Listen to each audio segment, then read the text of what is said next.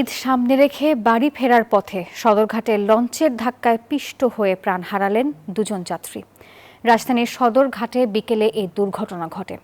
পরবর্তীতে লঞ্চ দুটির route permit বাতিল করা হয়। এদিকে বুধবার লঞ্চে যাত্রীদের উপচে পড়া ভিড় লক্ষ্য করা গেছে, তবে ভোগান্তি ছাড়াই তারা বাড়ির পথে যাত্রা করতে পেরেছেন। প্রত্যক্ষদর্শীরা জানান, সদরঘাটে আসা যাওয়া 5 লঞ্চে ট্রলার দিয়ে যাত্রী তোলা হচ্ছিল। এ সময় সেটিকে পেছন থেকে ধাক্কা দেয় এমভি জাকির সম্রাট 3 নামে আরেক লঞ্চ। তখন ধাক্কা দেওয়া লঞ্চের সামনের অংশের আঘাতে অপেক্ষমান লঞ্চের ওই যাত্রী দুজন পিষ্ট হন। পানিতে পড়ে যান আরো 3 জন। একজন যাত্রী 3 টুকরো হয়েছে, ওই 3 টুকরো হয়েছে ওইটা ওই লঞ্চের সাইডে বাইজা আছে, আর একজন এইটার পিছনে বাইজা পুরো পিষ্ট হয়ে গেছে।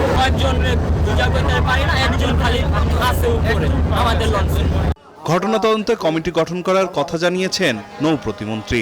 আমরা খুঁটিনাটি তদন্ত করে দেখব। 3 দিন করে সময় দেওয়া হয়েছে। প্রকৃত পক্ষে যাদেরকে দোষী সাব্যস্ত করা হবে তাদের বিরুদ্ধে আমাদের সর্বোচ্চ আইনগত ব্যবস্থা আমরা গ্রহণ করব। এদিকে লঞ্চে করে দক্ষিণাঞ্চলের বিপুল সংখ্যক মানুষ বুধবার ঢাকা ছেড়েছেন। গার্মেন্টস ছুটি হওয়ায় যাত্রীর চাপ বেশি ছিল সদরঘাট লঞ্চ টার্মিনালে। যাত্রীদের চাপ থাকার কারণে প্রতিটি লঞ্চ পরিপূর্ণ হয়ে ছেড়ে যায়।